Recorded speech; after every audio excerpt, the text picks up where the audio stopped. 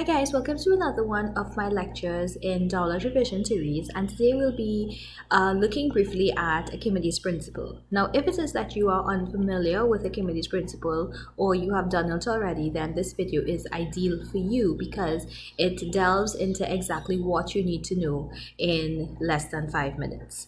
So the purpose of Archimedes principle is that it introduces a force called an upthrust.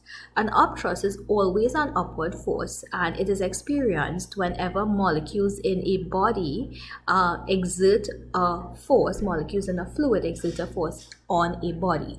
Now, the upthrust is an upward force, and when we compare it to the weight, it determines how a body behaves when immersed in this fluid.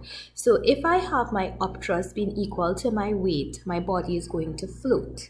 If my upthrust is greater than my weight, my body begins to rise. If my upthrust is less than my weight, my body begins to sink.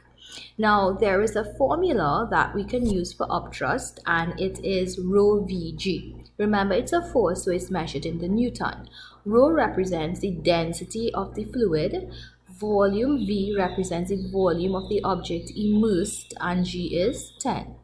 Now, according to Archimedes' principle, it simply states, for a body wholly or partially immersed in a fluid, the upthrust is equal to the weight of the fluid displaced, meaning that if you immerse a body in a fluid and you were to measure the weight of whatever displaced fluid you had, it would be equivalent to the upthrust. Okay, so actually in tomorrow's video, I'm going to do one of the harder questions that you can get on Archimedes principle.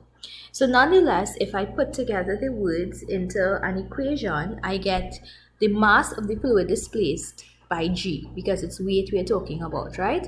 So that mass of the fluid displaced, if we look at the formula pyramid for density, mass is density by volume. So that is how I put together my equation for upthrust being rho Vg. So join me tomorrow where we look at one of the harder application type questions for Archimedes principle.